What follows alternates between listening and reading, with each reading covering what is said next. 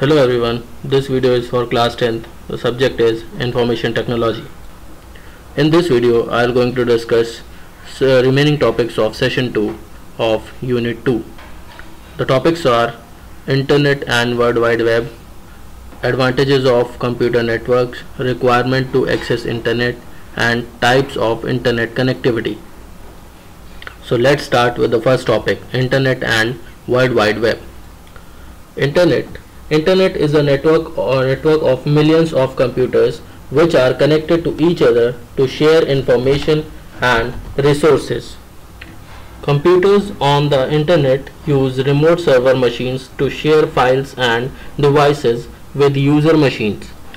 With Internet, we can review newspapers, magazines, and books, listen to music, watch movies, play games, keep ourselves updated with current events, go for online shopping, check airline schedules, do railway reservations, send email, and do a host of other activities.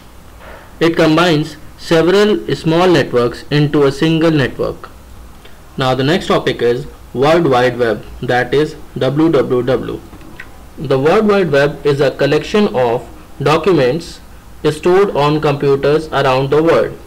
These documents are available on the Internet and contain a wide variety of resources such as text, graphics, and multimedia. It can be accessed with the help of Internet.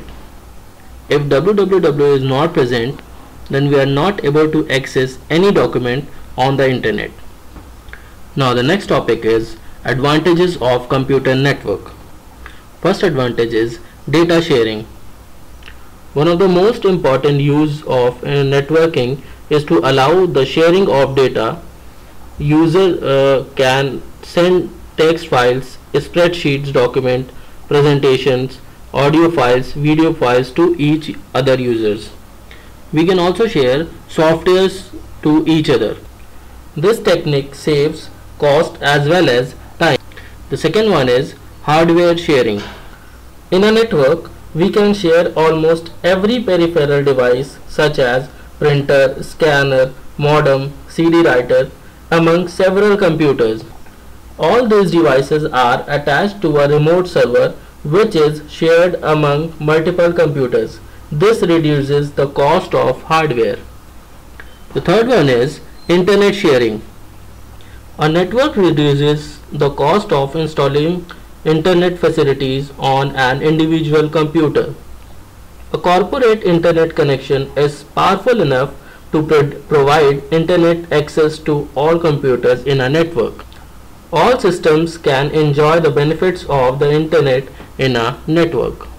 Next advantage is it saves paper and time. Networks also reduces the need for generating multiple hard copies of the same document. People working in a common workplace can share reports through the network, which saves both time and paper. Now let's move to the next topic. The next topic is what are the requirements to access Internet. The two basic requirements to access the Internet are Internet Service Provider, that is ISP, and the second one is modem.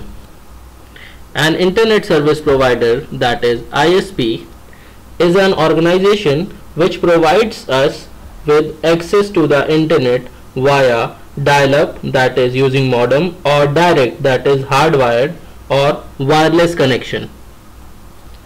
The examples of ISPs in India are Bharat Sanchar Nigam Limited, that is BSNL, Airtel, MTS, Vodafone, Tata Docomo, and so on. We can choose the ISP according to the speed and connection type in our area. Next one is modem. A modem is a device that converts digital computer signals into analog signals that can travel over phone lines. It also reconverts the analog signal back into digital signals. Hence, a modem modulates as well as demodulates the signal. Speed of a modem is measured in BPS, that is bits per second. The word modem is derived from its function, that is MO from the modulator and DEM from the demodulator. Now let's move to the next topic. The next topic is types of internet connectivity. It can be wired as well as wireless. The wired internet connectivity are dial-up, DSL and cable internet access. Now let's discuss dial-up. Dial-up is a slow internet service that uses a phone line. The main disadvantage of this connection is that you cannot use the phone line while working on the internet. Next one is digital subscriber line, that is DSL. DSL service uses broadband connection which is faster than a dial-up line. It connects to the internet via phone line, but it is not mandatory to have a landline at home. In this connection, one can use phone and internet at the same time. Now the next one is cable internet access. It provides internet access to our residential users by using the same coaxial cable used for the TVs. It uses broadband connection and is faster than DSL. This connection supports data transfer rates from 512 kbps to 20 mbps. Hence it is quite faster than DSL. Now let's discuss wireless internet connectivity. The first connection in wireless is 3G. 3G is most commonly used with mobile phones and it connects wirelessly through your ISP network. These types of connections are not always as fast as DSL or cable connections because they are wireless. Now the next one is WiMAX, which stands for Worldwide Interoperability for Microwave Access. WiMAX is a wireless communication standard designed to provide mobile broadband connectivity across cities and countries through a variety of devices.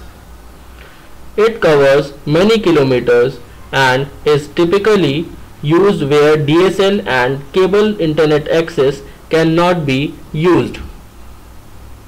This could be difficult in laying out cables for homes or offices located in remote locations but need access to the internet. That's why WiMAX is used. Now the last topic is Wi-Fi. Wi-Fi stands for Wireless Fidelity. It is a popular wireless networking technology which uses radio waves to provide high-speed network and internet connectivity. A device captures these signals using a wireless adapter. A Wi-Fi enabled computing device should have a Wi-Fi card. That's all for this video. In the next video, I am going to discuss session 3 of Unit 2.